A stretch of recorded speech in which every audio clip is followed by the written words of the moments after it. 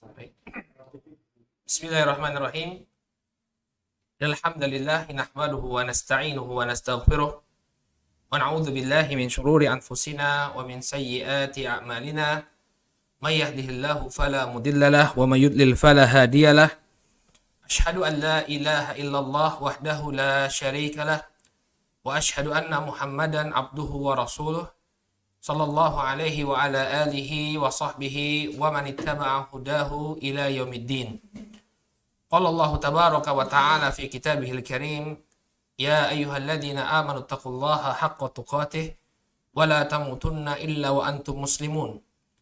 Ya ayyuhan nasu taqu rabbakumul ladzi khalaqakum min nafsin wahidah wa khalaqa minha zawjaha wa batha minhuma rijalan katsiran wa nisaa'a wattaqullaha alladzi tasaaluna bihi wal arham innallaha kana 'alaikum raqiba. Ya ayyuhalladzina amanu taqullaha wa qulu qawlan sadida yuslih lakum a'malakum wa yaghfir lakum dhunubakum wa may yuti'illaha wa rasulahu faqad faza fawzan 'azima. Amma ba'd, fa inna asdaqal hadithi kitabullah wa khairal hadi hadi Muhammadin sallallahu alaihi wasallam wa syarrul umuri muhdatsatuha fa inna kulla muhdatsatin bid'ah wa kulla bid'atin dhalalah wa kulla dhalalatin finnar. Saudaraku kaum muslimin, pemirsa ANB channel yang semoga dimuliakan oleh Allah Subhanahu wa taala. Alhamdulillah, puji dan syukur kita panjatkan kepada Allah Subhanahu wa taala segala nikmat yang telah Allah Subhanahu wa taala anugerahkan kepada kita, terutama nikmat kesehatan dan juga nikmat hidayah, sehingga sampai saat ini kita masih bisa melaksanakan ketaatan demi ketaatan kepada Allah. Kita berharap mudah-mudahan Allah Subhanahu wa taala senantiasa menganugerahkan keistiqomahan kepada kita semua. Pemirsa yang semoga dimuliakan oleh Allah, sebagaimana yang telah diumumkan sebelumnya, insya Allah di kesempatan sore hari ini ANB Channel akan membawakan sebuah kajian dengan tema sejarah tahun baru Masehi. Sejarah tahun baru Masehi yang semestinya kita jadwalkan tadi. Kita akan laksanakan kajian ini bersama Ustadzuna Amin Nur Bait hafizahullah taala, namun qadarullah wa masyafa'al, beliau berhalangan, sehingga insyaallah kita sendiri yang akan coba paparkan tentang bagaimana sejarah tahun baru Masehi. Sebagaimana yang kita ketahui bersama, ya, pada malam hari tanggal 31 Desember setiap tahunnya di segala penjuru dunia, ya, hampir semua masyarakat, ya, atau banyak sekali, ya, masyarakat yang ikut meramaikan atau ikut merayakan tahun baru. Mereka berkumpul di tempat-tempat umum, ya, di lapangan-lapangan atau di pusat-pusat keramaian di tengah kota, ya, atau berkumpul bersama keluarga mereka, bersama teman-teman mereka di rumah-rumah mereka untuk menanti pergantian tahun.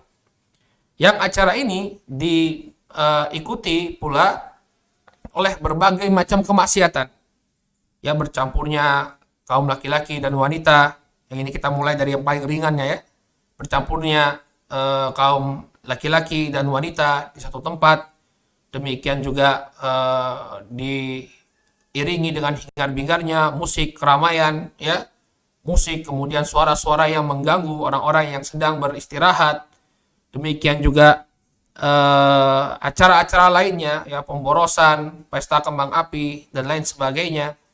Ini seakan-akan sudah menjadi suatu tradisi yang mengakar di tengah-tengah masyarakat kita. Nah, kita sebagai seorang muslim hendaknya memiliki, ya, prinsip, ya, dalam beragama, dalam menjalani kehidupan ini, tidak kemudian ikut begitu saja tanpa diiringi dengan ilmu, tanpa mengetahui apa yang sedang kita ikuti, sekedar ikut-ikutan saja karena orang banyak melakukan hal tersebut, kemudian kita ikut melakukannya. Maka bukan seperti ini seorang muslim, ya. Seorang muslim hendaknya dia melandaskan, aktivitasnya ini kepada tuntunan agama. Apakah yang sedang dia lakukan, apakah yang sedang dia kerjakan ini sesuai dengan tuntunan agama ataukah tidak? Ya. Nah, kita perlu mengetahui bagaimana sejarah tahun baru Masehi ini. Kenapa? Karena kalau kita ungkap ya sejarah tahun baru ya, ini tidak lepas dari budaya-budaya ya orang-orang di luar Islam. Ya, budaya orang-orang kafir, budaya kaum musyrikin. Maka insya Allah di kesempatan sore ini kita coba ungkap ya. Kita mencoba untuk melaksanakan ya apa yang disebutkan dalam sebuah bait syair, araftu syarra la li syarri lakin litawaqqihi. Faman lam ya'rifi syarra minal khairi yaqa'a fihi.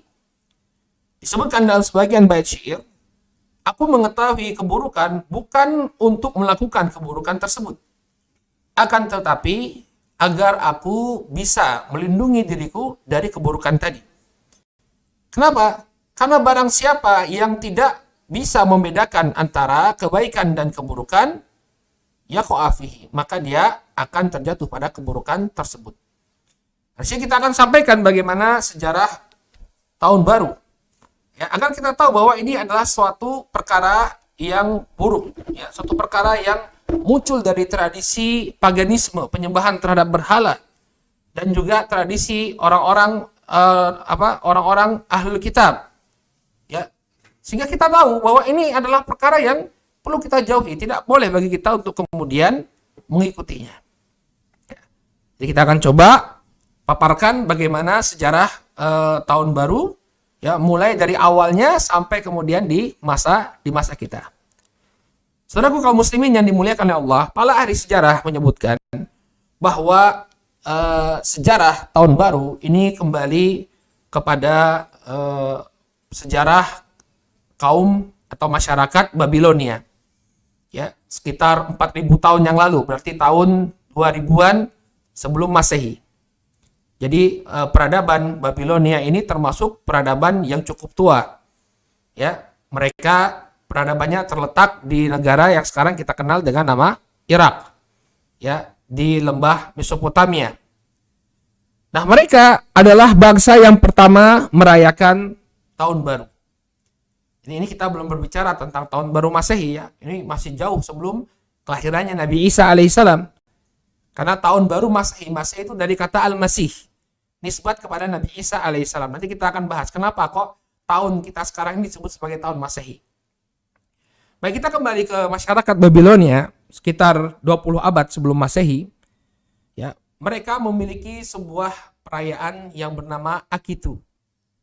Akitu itu nama sejenis tanaman, ya, sejenis gandum. Kalau diterjemahkan dalam bahasa Arab, syair. Kalau kita menyebutnya jelai. Saya nggak tahu kalau di Indonesia ini ada nggak jelai ya. Oat ya, seperti oat. Kalau sekarang kan orang kalau mau diet biasanya mengganti makannya dengan oat. Nah, seperti itu. Ini dulu makanan pokok orang-orang di Babilonia. Maka mereka memiliki sebuah festival, sebuah perayaan yang bernama Akitu. Ya, artinya panen jelai. Ya. Nah, pada hari itu bangsa Babilonia memulai tahun baru mereka. Ya, mereka menganggap ini adalah hari yang baru. Kenapa mereka jadikan hari tersebut sebagai hari yang baru atau permulaan dari tahun baru mereka? Ya, ada kisah yang melatar belakanginya, saudaraku kaum muslimin yang semoga dimuliakan oleh Allah. Karena pada hari tersebut, menurut keyakinan mereka, keyakinan kuno bangsa Babilonia, ya, bangsa Babil, mereka berkeyakinan bahwa di masa tersebut dewa yang mereka sembah yang bernama Marduk ini berhasil mengalahkan seorang dewi, ya, seorang dewi yang jahat yang bernama Tiamat. Jadi mereka memiliki beberapa orang dewa, kemudian ada dua dewa yang sangat kuat. Yang pertama, dewa Marduk. Dewa Marduk ini dewa yang menguasai langit. Kemudian ada Dewa Tiamat. Dewa Tiamat ini yang menguasai laut. Nah, Dewa Tiamat ini merasa terganggu dengan kehadiran Dewa Marduk. Karena katanya Dewa Marduk ini dia suka bermain-main pasir sehingga pasirnya ini mengganggu. Ya, memang kadang-kadang kita bisa melihat mitologi-mitologi yang seperti ini banyak keanehannya ya. Makanya kita perlu bersyukur sekali dilahirkan sebagai seorang muslim. Karena apa yang kita dapatkan, ya, kisah-kisah yang didapatkan, ya ini bisa kita terima dengan akal kita. Adapun yang kita dapati dari mitos-mitos terdahulu, ya, banyak yang aneh. Maka kemudian kedua dewa ini bertempur, kemudian pertempurannya dimenangkan oleh Dewa Marduk tadi yang menguasai langit. Ya, Dewa Marduk yang menguasai langit, kemudian Tiamat berhasil dia bunuh, lalu Tiamat ini badannya dia jadikan bumi dan langit. Nah, coba lihat ya bagaimana terjadinya bumi dan segala isinya. Segala isinya. Ini tidak lepas dari pertarungan antara dua dewa ini. Maka karena Dewa Marduk menang ketika itu, ya, mereka pun memperingati atau merayakan kemenangan Dewa Marduk dan mereka jadikan sebagai awal tahun mereka. Jadi ini adalah perayaan tahun baru yang paling pertama. Kalau ada yang bertanya siapa salafnya perayaan tahun baru, ya, inilah mereka salafnya. Tapi tentunya bukan salafun saleh ya, tapi kaum musyrikin, orang-orang pagan, penyembah berhala, orang-orang Babil.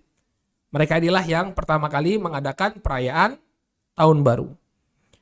Nah, apa yang mereka lakukan? Nah, ini penting juga kita ketahui ya, bahwa sesungguhnya perayaan tahun baru dari masa ke masa ini ya tidak mengalami perubahan yang signifikan. Orang yang merayakan tahun baru di masa sekarang pada hakikatnya dia hanya melanjutkan ya kebiasaan orang-orang terdahulu. Nah, apa tradisi yang dilakukan oleh bangsa Babil ya ketika hari raya tahun baru mereka? Ya, mereka memperbarui pemerintahan. Artinya mereka kembali menobatkan orang yang mereka angkat sebagai raja. Jadi bagaimana ritualnya? Jadi nanti raja mereka di tahun baru ini, raja mereka akan dibawa ke hadapan seorang pendeta. Ini pemuka pendetanya. Kemudian dia ditampar oleh oleh pendeta tadi sampai kemudian menangis. Jadi ada raja ini orang yang paling tingginya, orang paling tinggi di Babilonia. Kemudian dibawa ke hadapan sang pendeta, kemudian dicopoti, semua atribut kebangsawanannya dicopoti. Jadi dia seperti manusia biasa. Kemudian dia ditampar oleh sang pendeta, ya, ditampar oleh sang pendeta sampai kemudian dia menangis. Nah, ketika dia sudah menangis, nah ini menurut mereka tanda bahwa Dewa Marduk yang mereka rayakan kejayaannya ini sudah meridhoi sang raja. Maka dia dikukuhkan kembali sebagai seorang raja. Nah, inilah yang mereka lakukan di hari raya tahun baru mereka. Nah, selain itu juga, selain pelantikan raja, ya, orang-orang Babilonia ini juga melakukan pembaruan kepada berhala-berhala. Jadi berhala-berhala mereka, patung-patung yang mereka sembah, ini mereka cuci, mereka bersihkan. Mereka cuci, mereka bersihkan, kemudian mereka arak, ya, diarak ke seluruh tempat, ya, sehingga semua masyarakat ketika itu bisa melihat patung-patung dewa tersebut sambil memuja dewa-dewa yang baru saja mereka cuci. Jadi dewanya mereka cuci, ya, ini kebiasaan mereka. Dan kemudian ya para penduduk ketika patung-patung itu lewat, mereka melantunkan nyanyian-nyanyian, ya, bersukaria, ya, mereka melantunkan nyanyian-nyanyian pujian kepada berhala-berhala tersebut dan puncaknya mereka mempersembahkan hewan kurban bagi berhala-berhala tadi. Nah, inilah perayaan tahun baru yang pertama yang dilakukan oleh masyarakat Babilonia. Dan bukan hanya masyarakat Babilonia saja yang memiliki perayaan tahun baru. Nah, kita akan lihat bahwa kebudayaan-kebudayaan terdahulu, ya, paganisme ini mereka memiliki satu kemiripan. Jadi budaya-budaya sebelum Islam ini memiliki satu kemiripan, yakni mereka merayakan tahun baru. Ya, adapun dalam Islam sendiri nggak ada ya. Tentunya kita semua tahu ya bahwa dalam Islam tidak ada perayaan tahun baru. Tapi budaya-budaya terdahulu mereka merayakan tahun baru. Ya. Di kebudayaan Mesir kuno juga, hadirin yang dimuliakan oleh Allah Subhanahu wa taala, kita dapati bahwa mereka juga punya perayaan tahun baru. Ya. Kalau Babilonia tadi memulai tahun barunya dari setelah memanen, setelah panen jelai. Adapun orang-orang Mesir kuno, ya orang Mesir kuno tidak sama dengan Mesir sekarang ya. Kalau Mesir sekarang itu, bangsa Mesir sekarang adalah orang-orang Arab. Mereka menjadi Arab setelah penaklukan yang dilakukan oleh Amr bin Al-As. Tapi bangsa Mesir terdahulu, ya mereka ini bangsa-bangsanya Fir'aun, ya bangsa Kipti, bukan bangsa Arab. Nah mereka orang-orang Mesir ini sangat menggantungkan kehidupannya kepada Sungai Nil. Jadi Sungai Nil ini bisa kita katakan kedudukannya adalah sungai yang suci menurut mereka. Seperti Sungai Gangga bagi masyarakat India. Ya, jadi kalau memang kebanyakan peradaban-peradaban dunia itu lahir di dekat sungai. Ya, seperti Babylon tadi ya, Mesopotamia di antara dua sungai, Efrat dan Tigris. Kemudian ada peradaban Sungai Indus, ya, yang melahirkan peradaban Sungai Indus. Ada Sungai Indus, termasuk Sungai Gangga juga, ya, ini melahirkan peradaban Sungai Indus. Demikian juga di Mesir, peradaban Sungai Nil. Maka mereka memulai tahun baru mereka, ya, dengan dua hal atau dua hal yang berdekatan waktunya. Yang pertama, munculnya sebuah bintang yang di bintang Sirion. Jadi ada sebuah bintang yang jadi mereka ini sebenarnya sudah memiliki kemampuan astronomi yang lumayan ya. Jadi biasa mengamati bintang-bintang. Mereka punya ahli-ahli astronomi ketika itu. Nah, mereka tahu ada sebuah bintang namanya bintang Sirion yang dia muncul kemudian menghilang.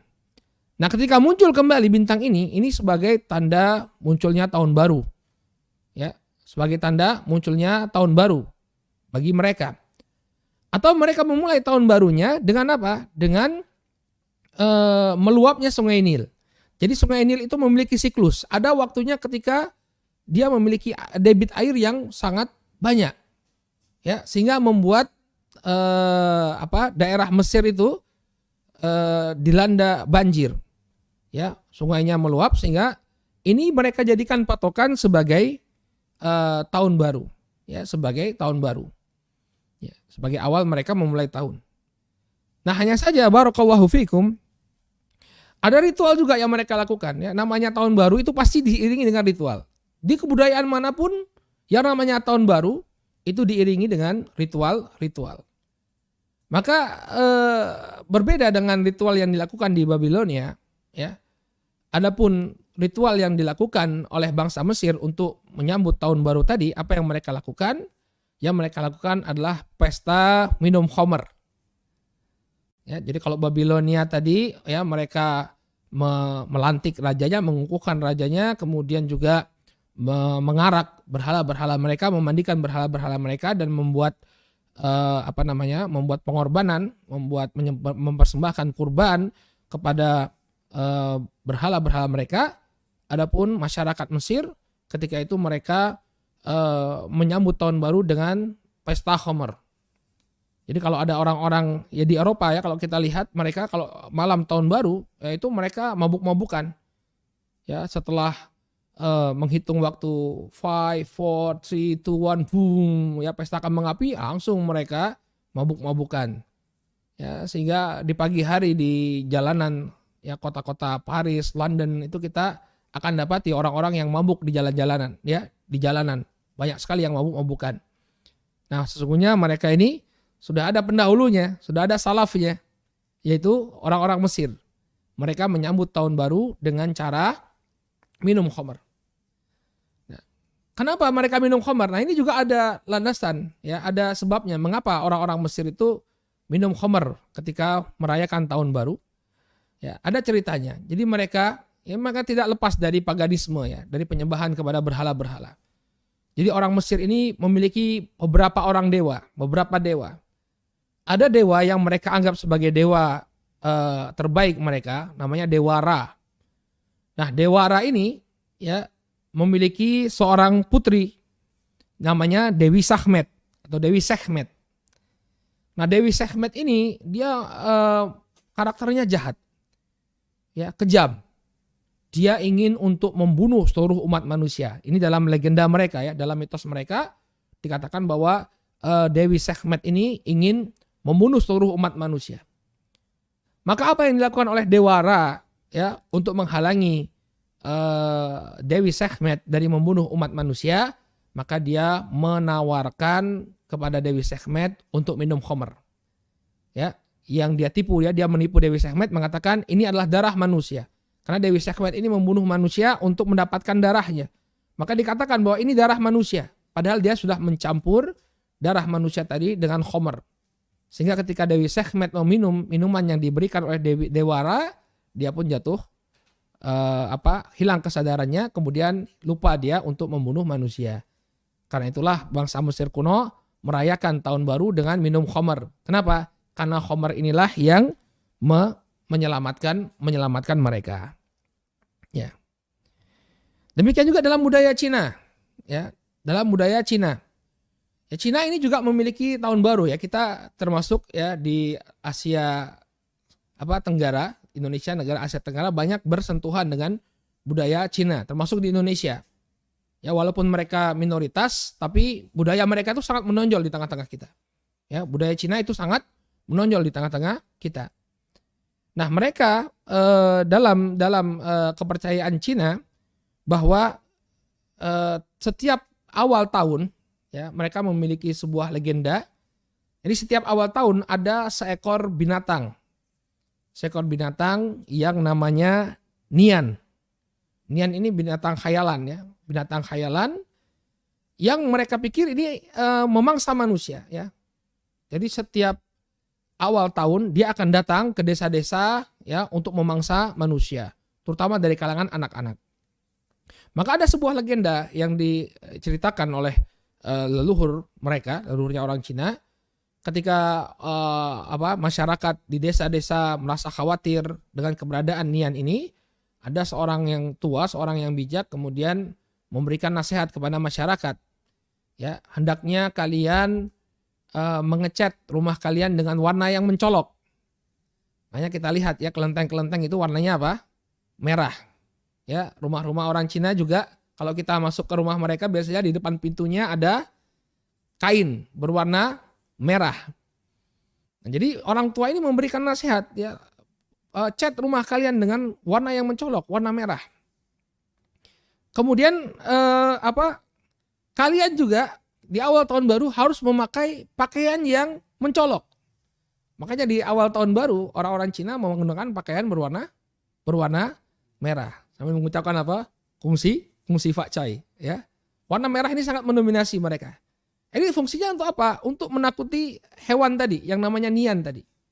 Ya, Nian ini hewan imajiner, ya. Entah itu seperti singa, mungkin singa perpaduan antara singa dan naga. Kemudian dia menasihatkan untuk membuat keributan. Jadi biar Niannya pergi, ya, kita buat keributan. Dahulu sebelum ditemukannya mesiu, ditemukannya peledak, ya, mereka terbiasa untuk membakar bambu. Ya, bambu itu kan kalau dibakar dia, ya, ketika panas kotak, ya, menimbulkan suara-suara yang suara-suara yang bising. Nah, ini untuk menakuti tadi hewan imajiner tadi. Ya, hewan imajiner tadi ditakut-takuti oleh mereka dengan suara tersebut. Nah, kemudian setelah ditemukannya mesiu, ditemukannya bahan peledak, diganti dengan apa? Petasan. Jadi tahu kan sekarang sejarahnya petasan itu dari mana? Kenapa orang tahun baru itu nyalakan petasan?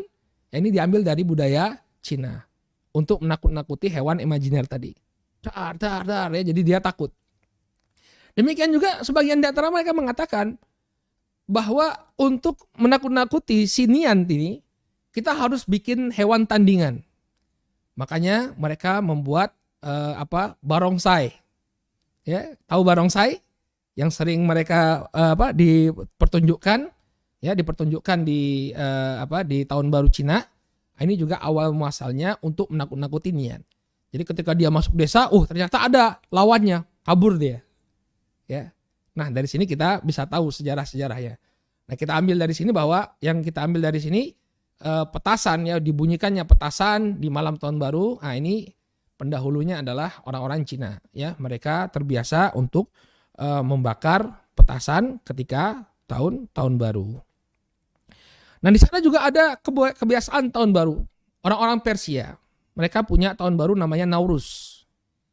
Ya, Nauruz ini juga termasuk yang dirayakan di Madinah ketika sebelum Nabi SAW hijrah ya, ketika Nabi SAW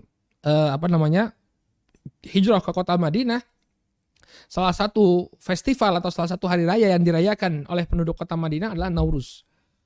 Nauruz ini jadi kemungkinan besarnya mendapatkan pengaruh Persia ketika itu, ada pengaruh Persia di sana. Nah, yang mereka lakukan di kenapa bangsa Persia ya merayakan Nauruz? Karena mereka berkeyakinan bahwa di hari Nauruz itu ya, kan orang Persia itu agamanya Majusi. Ya, agamanya Majusi. Mereka berkeyakinan bahwa ada suatu hari di mana bumi ini mulai bergerak. Jadi bumi ini, mereka berkeyakinan bumi ini satu hal yang mati, yang tidak bergerak. Nah, kapan dia bergerak? Pada hari Nauruz tersebut. Ya, Nauruz itu sendiri dalam bahasa Persia, wallahu taala alam, artinya adalah hari baru, hari ketika bumi ini mulai bergerak. Maka mereka kemudian bersyukur dengan pergerakan bumi tersebut, lalu mereka membuat acara makan-makan, kemudian saling berkunjung dan berbagi hadiah. Jadi ada acara makan-makannya ya. Jadi kalau ada acara tahun baru makan-makan, nah ini mereka kemungkinan besar mengambil dari kebudayaan Persia ini. Dan juga ini satu hal yang lucu juga ya, di perayaan Nauruz mereka memiliki ada karakter ya. Karakter yang mirip karakter Sinterklas dalam budaya Nasrani ya. Ada Sinterklas, ada sosok yang suka membagi-bagikan hadiah. Ya, mereka menyebutnya sebagai Amu Nauruz, paman Nauruz. Ya, Abu Nauruz ini yang suka membagi-bagikan hadiah. Jadi sebenarnya Sinterklas itu ada juga di budaya Sinterklas itu ada juga di budaya Persia. Ya. Ini yang terjadi di bangsa Persia. Bagaimana dengan orang Yahudi? Orang Yahudi juga memiliki perayaan tahun baru. Ya. Mereka menamakannya Rosh Hasanah. Kalau bahasa Arabnya Ro'sus Sanah ya, awal tahun. Apa kebiasaannya orang-orang Yahudi di tahun baru mereka? Ya, mereka membunyikan trompet. Ya, jadi tahu kan budaya membunyikan trompet tahun baru dari mana? Ya, jadi mereka punya kebiasaan meniup trompet. Mereka katakan bahwa apa fungsi trompet ini? Ya, dibunyikannya trompet katanya untuk membangkitkan semangat. Ya, untuk membangkitkan semangat. Hari baru telah tiba. Ayo kita semangat. Ya. Ya, bangkit kita. Artinya mereka bahkan di sebagian aliran Yahudi itu mereka punya kewajiban ya, ibadah mereka setiap kali Rosh Hasanah atau Rosh Hasanah tadi mereka diperintahkan untuk meniup trompet paling tidak itu 100 kali dalam sehari. Ya, bayangkan antum ibadah kalau ada 1 juta orang ya, saya nggak tahu penduduk Jogja ini berapa ini? Ya, sekitar 1 juta atau berapa juta ya. Kalau semuanya melaksanakan ibadah ini, waduh, gimana kita? 100 kali meniup trompet. Ya, 100 kali meniup trompet. Kita ada acara niup trompet di tahun baru saja sudah terganggu ya. Bagaimana kalau misalnya dilaksanakan oleh setiap orang? Nah, orang-orang Yahudi juga mengadakan jamuan makan malam ya, jamuan makan di hari tersebut. Jadi ini hari raya mereka. Ya, berbeda dengan hari Asyura ya. Kalau hari Asyura itu hari puasa, mereka juga merayakan Asyura. Ya, mereka menyebutnya Yom Kippur. Yom Kippur. Makanya Nabi SAW ketika beliau masuk Madinah, beliau mendapati bahwa orang-orang Yahudi itu juga berpuasa pada hari Asyura sebagai bentuk syukur mereka atas kemenangan Nabi Musa alaihissalam. Oleh karena itulah Nabi SAW mengatakan kepada para sahabat, kalau saja tahun depan aku masih bertemu dengan hari Asyura, maka aku akan perintahkan untuk berpuasa pada hari yang ke-9, hari Tasu'a, untuk menyelisih orang-orang Yahudi. Jadi kalau hari Asyura itu mereka berpuasa, tapi kalau Rosh Hasanah ini hari di mana mereka bergembira. Ya. Nah, ini sekarang yang kita akan kaitkan dengan sejarah tahun baru Masehi. Ya, sejarah tahun baru Masehi ini tidak lepas dari kebudayaan Romawi. Ya, tidak lepas dari kebudayaan Romawi. Jadi perlu kita ketahui ya, bulan-bulan yang sekarang kita pakai ya, Januari, Februari, Maret, April, Mei, Juni sampai Desember, ini semua adalah bulan-bulan ciptaan para penyembah berhala. Ya, perlu kita ketahui nih, harus sadar kita ya. Bulan-bulan yang dipakai oleh manusia, kebanyakan manusia di muka bumi ini semua diambil dari bulannya orang-orang Romawi. Ya, mulai dari Januari sampai Desember. Ya. Nah awalnya orang Romawi, ya kan pendiri kekaisaran Romawi ini, ya seorang sosok yang bernama Romulus. Dia pendiri kerajaan Romawi. Di awal pemerintahannya dia menetapkan bahwa dalam 1 tahun itu hanya ada 10 bulan. Ya, kemudian bulan-bulannya mereka dinamai dengan nama dewa-dewa. Ya, bulan-bulan mereka dinamai dengan nama dewa-dewa. Bulan yang pertama yang ditetapkan oleh Romulus itu bukan bulan Januari. Ketika itu belum ada bulan Januari. Ya, bulan pertama yang mereka tetapkan itu bulan Maret. Bulan Maret ini merupakan penghormatan kepada dewa Mars. Ya, antum tahu planet Mars, yaitu diambil dari nama dewa orang-orang Romawi ya. Mereka mengadopsinya dari Yunani kemudian diambil ya oleh orang-orang Romawi. Dewa Mars ini dewa perang. Ya. Kemudian bulan setelahnya adalah bulan April. Bulan April ini diambil dari nama Dewi Aphrodite. Ya, kalau saya tidak salah ini Dewi kasih sayang. Ya, saking banyaknya dewa-dewinya kita nggak hafal ya. Mungkin mereka juga dulu bingung juga kalau mau menghafal dewa. Alhamdulillah ya, kita Tuhan kita satu aja ya, Allah Subhanahu wa taala. Bayangkan kalau harus menghafal banyak dewa ya. Kayak hafal nama menteri, gak hafal-hafal kita. Ya. Kemudian ada Mei, bulan Mei ya. Ini penghormatan ya, bulan untuk menghormati Dewi Maya. Dewi Maya ini putrinya Dewa Atlas. Dewa Atlas ini dewa yang dipercaya oleh mereka memikul bola dunia. Jadi bola dunia ini menurut kepercayaan Romawi ada dewa yang memikulnya, Dewa Atlas. Makanya buku yang mengumpulkan peta-peta itu disebut apa? Atlas. Ya, Atlas dunia. Diambil dari dewa mereka. Adapun Juni, ya Juni diambil dari nama Dewi Juno. Ya, Dewi Juno ini istrinya Dewa Zeus. Ya, dewa tertinggi mereka, istrinya Dewa Zeus atau Jupiter ya. Zeus atau Jupiter ini sama, identik ya. Nah kemudian bulan setelahnya, ya kalau kita kan kenalnya bulan Juli. Enggak, kalau zaman dulu belum ada, ya namanya bulan Juli. Mereka menyebutnya Quintilus. Quinti itu artinya Queen itu 5. Bulan kelima. Ya, jadi bulan Juli itu sebenarnya bulan kelima. Kalau sekarang bulan keberapa? Ketujuh ya. Ya, Queen itu bulan kelima. Ya, dulu namanya Quintilus. Kemudian bulan ke-6 ya Sextilis. Sex itu artinya 6. Ya, Sextilis, bulan yang ke-6.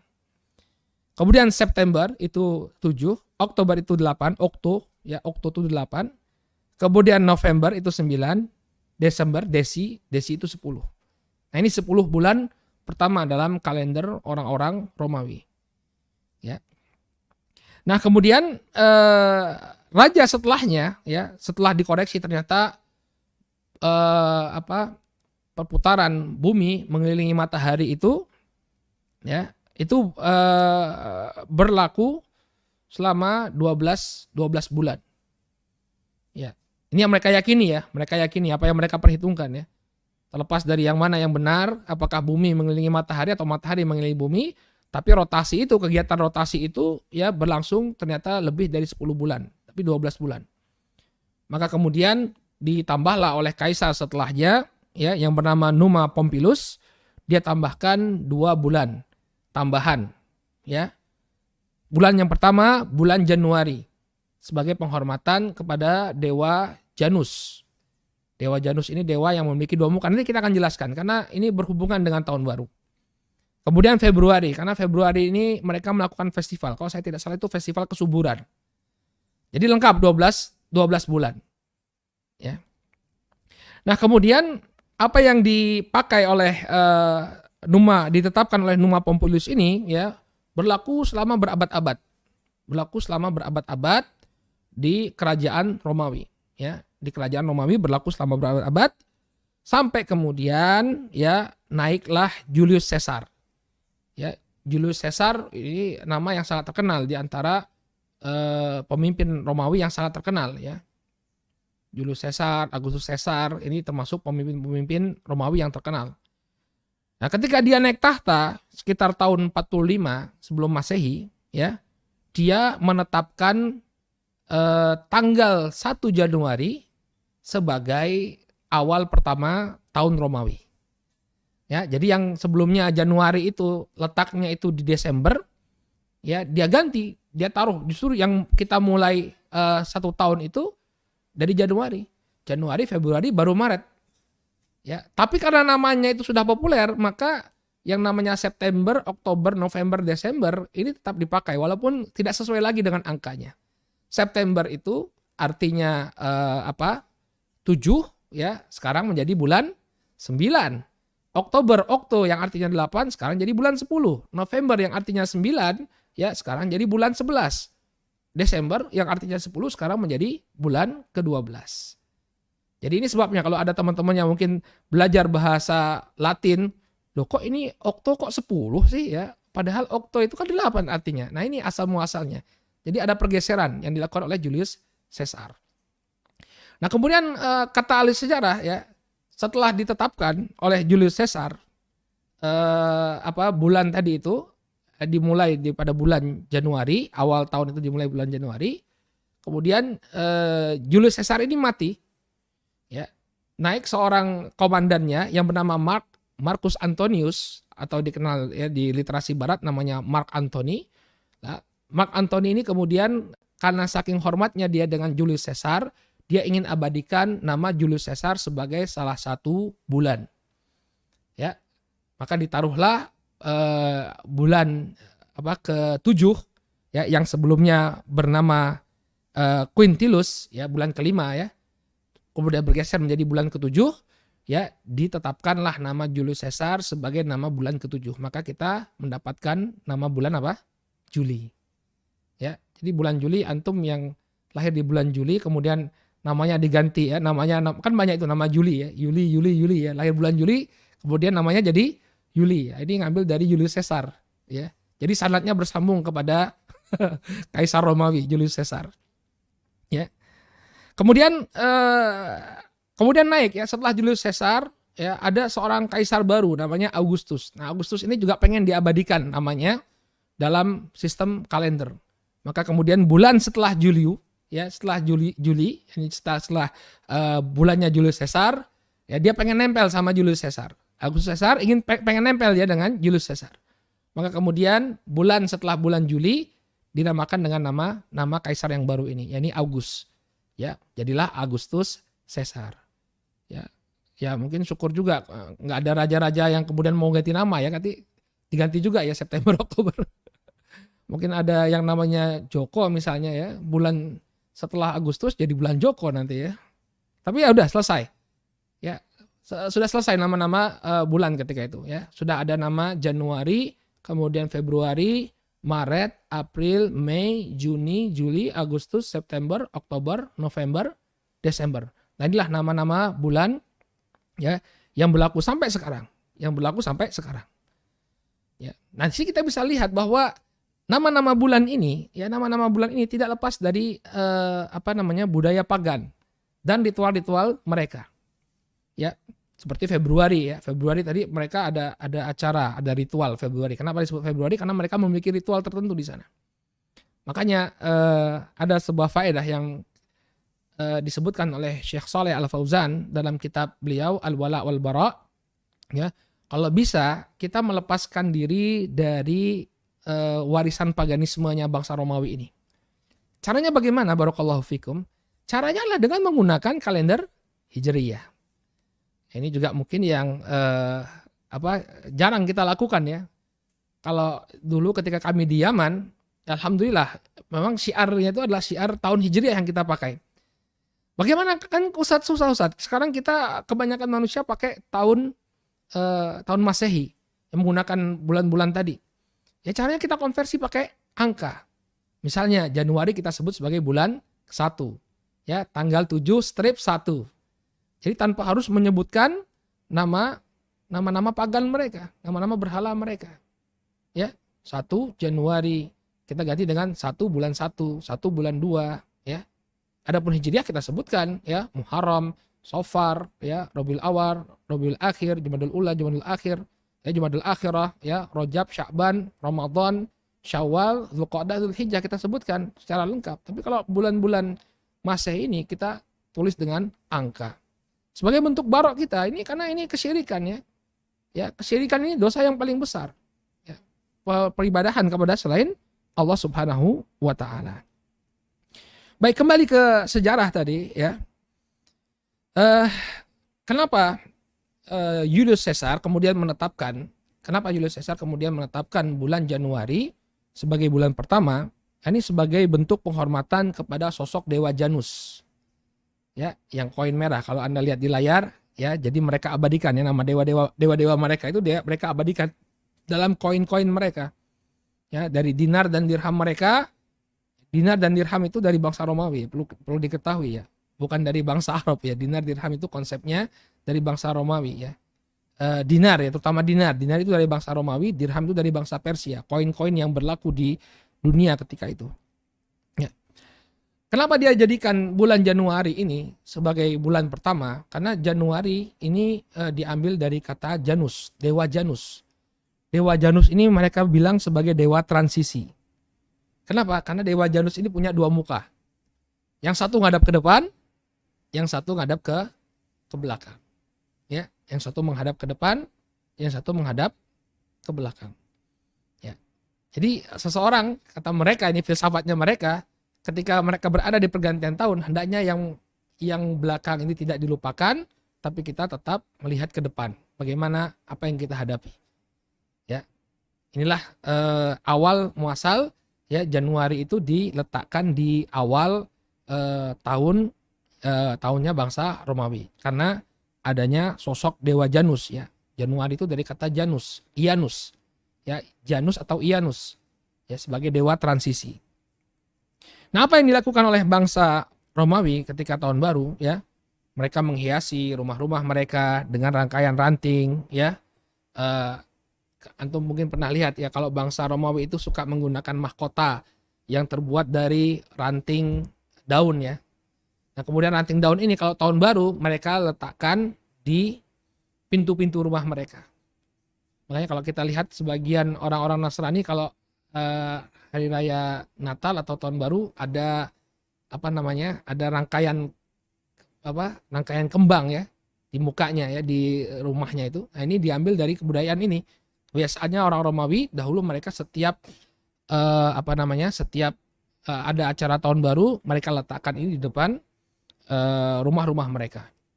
Dan banyak lagi kebiasaan mereka yang diambil dari kebiasaan Romawi, sebagaimana yang kita jelaskan pada pertemuan kemarin ya, ketika membahas lahirnya Nabi Isa alaihissalam.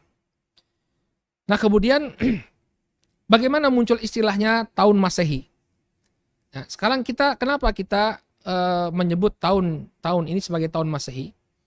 Ya, tahun Masehi, penyebutan tahun Masehi ini juga tidak lepas dari budaya Nasrani.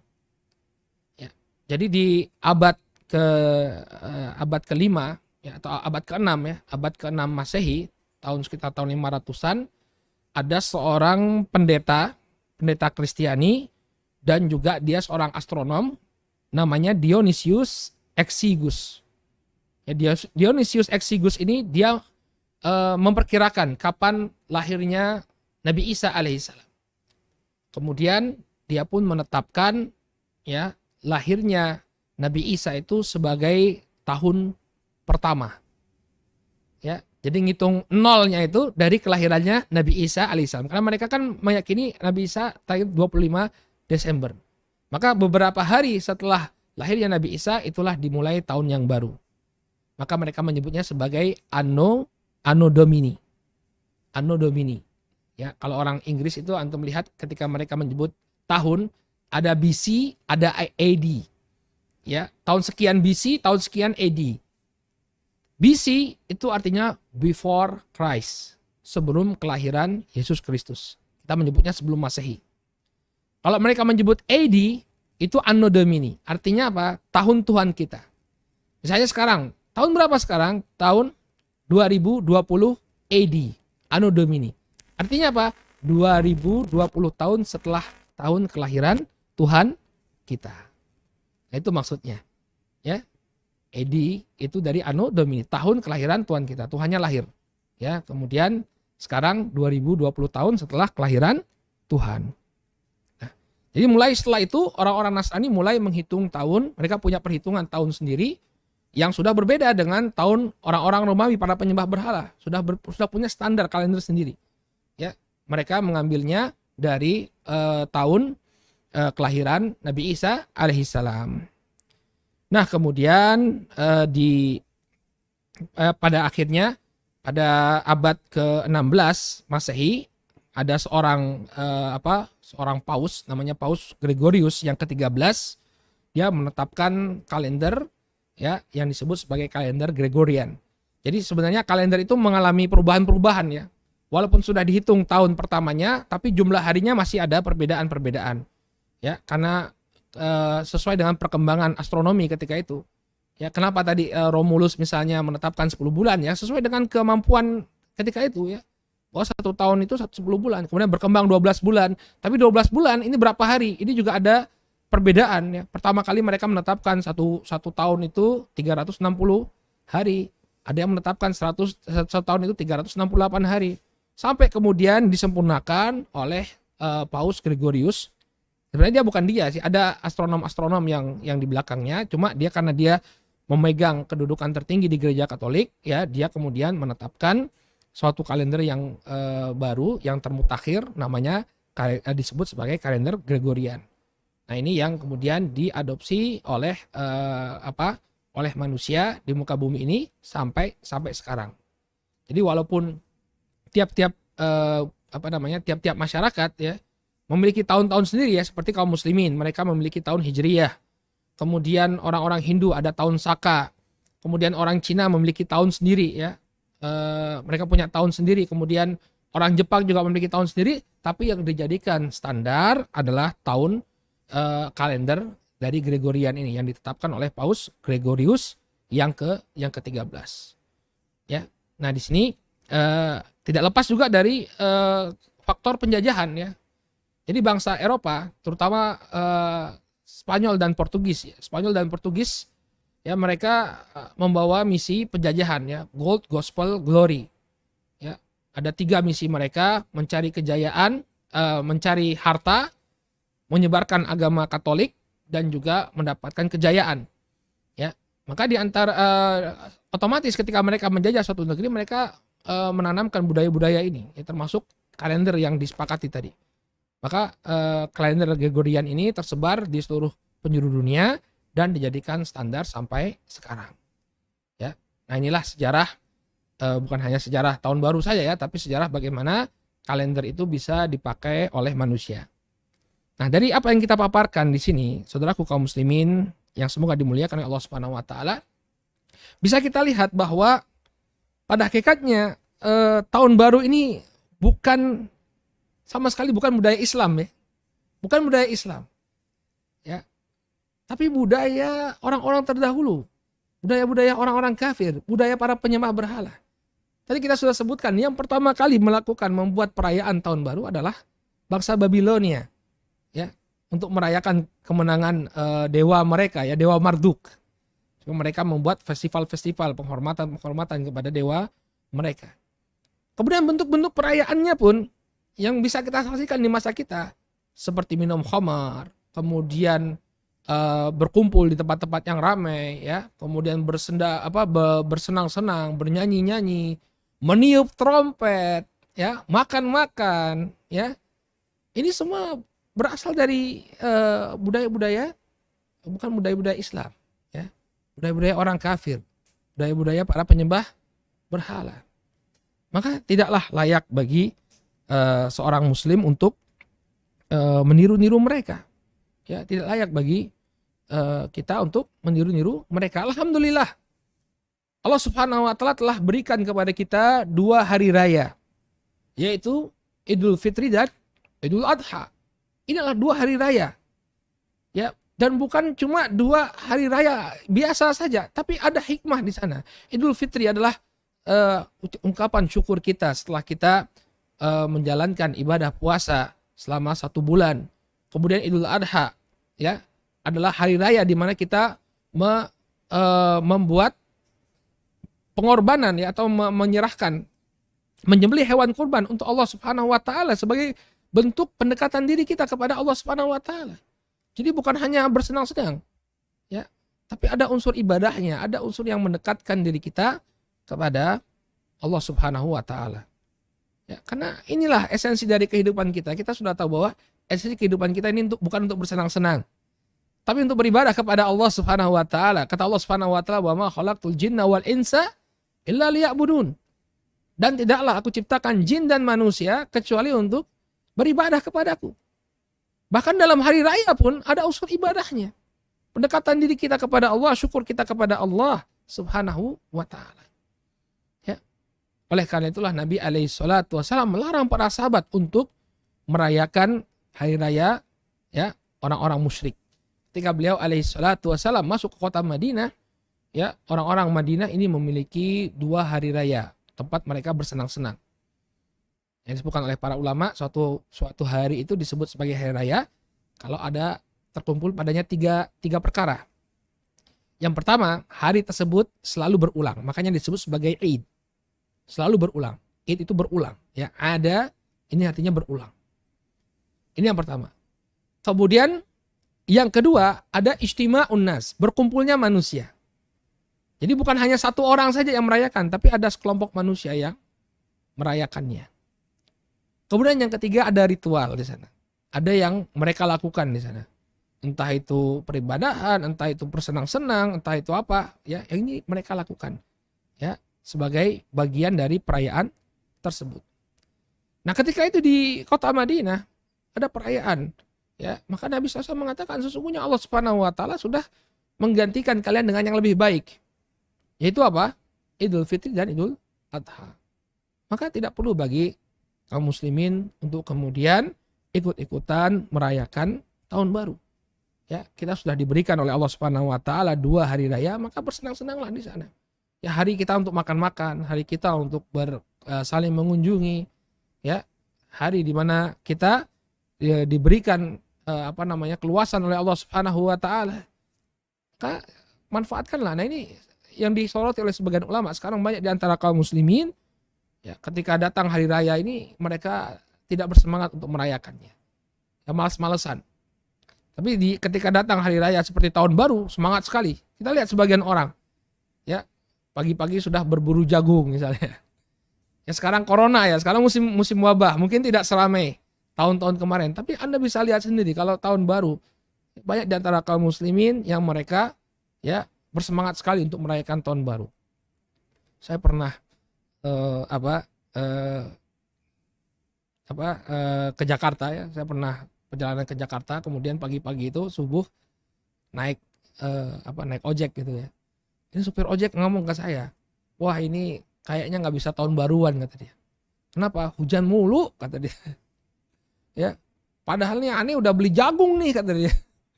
Saya bilang ini tukang gojek merayakan, tukang ojek sampai merayakan tahun baru sampai udah beli jagung. Kemudian dia bilang, "Waduh, ini kayaknya nggak bakalan bisa merayakan tahun baru," kata dia, "hujan." Artinya kan apa? Mereka sangat mempersiapkan ini, ya, mempersiapkan acara tahun baru. Ya, bagian beli daging, ya, bikin barbecue party, ya, bakar-bakar daging. Ya. Maka ini satu hal yang sungguhnya kita bersedih, ya. Kenapa kaum muslimin begitu bersemangat?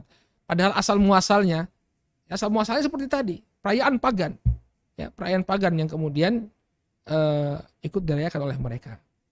Demikian juga, ya, dengan merayakan tahun baru kita telah terjatuh pada suatu dosa. Ini tasyabuh dengan orang-orang kafir. Ya, dari awal tadi sudah kita jelaskan, ini semua budaya orang-orang kafir. Budaya orang-orang kafir, mulai dari Babilonia, nggak ada Islamnya sama sekali. Niup trompet budaya Yahudi, ya, makan-makan budaya mereka. Nyalain petasan budayanya orang-orang Cina. Ya. bukan budaya muslim sama sekali. Maka kita khawatir termasuk ke dalam hadis Nabi SAW, man tashabbaha biqaumin fahuwa minhum. Barang siapa yang menyerupai suatu kaum, maka dia termasuk ke dalamnya. Ya, jadi seorang muslim itu harus punya karakter. Saya seorang muslim, ya, saya tidak akan merayakan apa yang dirayakan oleh orang-orang kafir. Selesai. Ya. Kita berharap dengan keteguhan kita ini, ya, diganjar oleh Allah Subhanahu wa taala, dan mudah-mudahan ini menjadi sebab keistiqomahan kita. Karena bisa jadi orang terjerumus dalam kekufuran bermula dari ikut-ikutan. Ya, toleransi, pertama toleran, kemudian ikut-ikutan. Akhirnya ternyata enak ya. Ya menurut hawa nafsu dia ya. Ternyata enak ya jadi orang kafir, ya sudah deh saya jadi orang kafir aja. Ya, naudzubillah. Oleh karena itu saudaraku kaum muslimin yang semoga dimuliakan oleh Allah Subhanahu wa taala, ya hendaknya sebagai seorang muslim kita punya prinsip. Jaga akidah kita, ya, apa yang datangnya bukan dari Islam, ya ini kita tinggalkan. Ya, mudah-mudahan Allah Subhanahu wa taala anugerahkan keistiqomahan kepada kita semua. Wallahu taala a'lam bissawab. Mungkin kita cukupkan dulu kajian sampai di sini. Mudah-mudahan yang kami sampaikan bermanfaat. Subhanakallahumma wa bihamdika asyhadu an la ilaha illa anta astaghfiruka wa atubu ilaik. Billahi taufiq wal hidayah. Wassalamualaikum warahmatullahi wabarakatuh. Ada pertanyaan yang masuk ke WhatsApp. Bismillah, Afwan mau bertanya. Bila seseorang terbiasa jualan jagung bakar di malam hari dan berjualan pakaian di malam Ahad dan Ahad pagi, ketika malam tahun baru, manakah yang lebih baik ia jual, jagung bakar atau pakaian?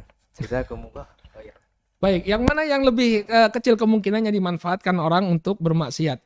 Kalau memang ternyata jagung bakar dia bisa mengganti ya. Kalau jagung bakar itu dijual ya, banyak orang yang membelinya untuk merayakan tahun baru, maka lebih baik dia ganti ya. Kalau memang dia bisa ganti ya. Sebenarnya hukumnya boleh-boleh saja ya, boleh-boleh saja karena memang itu jualan dia. Tapi kalau misalnya dia bisa menggantinya, maka ini lebih baik ya. Semakin jauh dia dari larangan Allah Subhanahu wa taala untuk berta'awun ya dalam dosa dan perbuatan melampaui batas. Wa ta'awanu 'alal birri wat taqwa wa la ta'awanu 'alal itsmi wal udwan. Tolong-menolonglah kalian dalam kebaikan dan ketakwaan, dan janganlah kalian tolong menolong dalam perbuatan dosa dan perbuatan melampaui batas. Wallahu taala alam. Pertanyaan kedua, Assalamualaikum Ustadz, Ana mau tanya, di daerah Ana ada kebiasaan merayakan tahun baru seperti yang Ustadz sebut tadi, dan kemudian ada sebagian yang lain yang tidak suka akan perayaan tersebut mengatakan, bagaimana jika kita mengadakan pengajian di masjid untuk mengalihkan perhatian orang-orang yang merayakan tahun baru ke masjid? Perkataan seperti itu apa hukumnya, Tad? Apakah termasuk tasyabuh atau masih diperbolehkan perkara demikian? Baik, wallahu taala alam ya. Yang disebutkan oleh para ulama bahwa hendaknya kita tidak melakukan apapun di hari raya tahun baru. Di hari raya orang-orang non muslim termasuk tahun baru. Jadi hari-hari yang kita jalani ini ya berlangsung seperti biasa. Yang memang jadwalnya kajian ya kajian, yang jadwalnya tidur ya tidur. Ya, disebutkan oleh Syekhul Islam Ibnu Taimiyah rahimahullahu taala dalam Majmu' al-Fatawa, ya, bahwa beliau mengatakan bal yakunu yauma iduhum indal muslimin kasail ayyam. Maka hendaknya seluruh ya bagi kaum muslimin hari-hari raya mereka, hari raya orang-orang non muslim ini seperti hari-hari biasa. Ya, tidak boleh kemudian la yakhusu al muslimun bi syai'in min khasaisihim. Tidak perlu dikhususkan dengan sesuatu yang merupakan kekhususan mereka. Ya, tidak perlu bikin ritual-ritual seperti kumpul-kumpul di masjid, walaupun sebagian orang ada yang berpendapat untuk taklilu syar, daripada mereka kumpul di jalanan mending mereka di masjid, nanti dikasih kajian tausiah kemudian sholat tahajud, tapi kita khawatir juga terjatuh pada kebid'ahan. Wallahu taala alam. Jadi ahsannya adalah kita tidak mengadakan acara apapun. Baik, demikian mungkin yang bisa kami sampaikan berkenaan dengan sejarah tahun baru Masehi dan beberapa pelajaran yang bisa kita ambil dari sejarah tersebut. Mudah-mudahan bermanfaat. Ya, sekali lagi kami ingatkan, jadilah seorang muslim yang berkarakter. Jangan mudah terombang-ambing dengan apa yang dilakukan oleh manusia. Ya, kita punya Al-Quran, kita punya sunnah, ya, dibimbing oleh para ulama. Inilah yang menjadi jalan hidup kita. Adapun yang selain daripada itu tidak perlu kita hiraukan. Walaupun mungkin orang mengatakan kita sebagai kolot, tidak mengikuti zaman dan sebagainya. Ingat, nanti kita tidak akan ditanya oleh Allah Subhanahu wa taala, kenapa kamu tidak mengikuti manusia? Enggak. Walaupun semua orang di dunia ini mengikuti punya acara tahun baru, kita nggak ditanya kalau kita nggak ikut mereka, nggak ditanya. Tapi kita akan ditanya ketika kita tidak mengikuti syariatnya Allah Subhanahu wa taala. Ini yang harus benar-benar tertancap di hati setiap muslim dan muslimah. Wallahu taala alam bisawab. Ya, kita cukupkan dulu sampai di sini, mudah-mudahan bermanfaat. Subhanakallahumma wa bihamdika asyhadu an la ilaha illa anta astaghfiruka wa atubu ilaik. Assalamualaikum warahmatullahi wabarakatuh.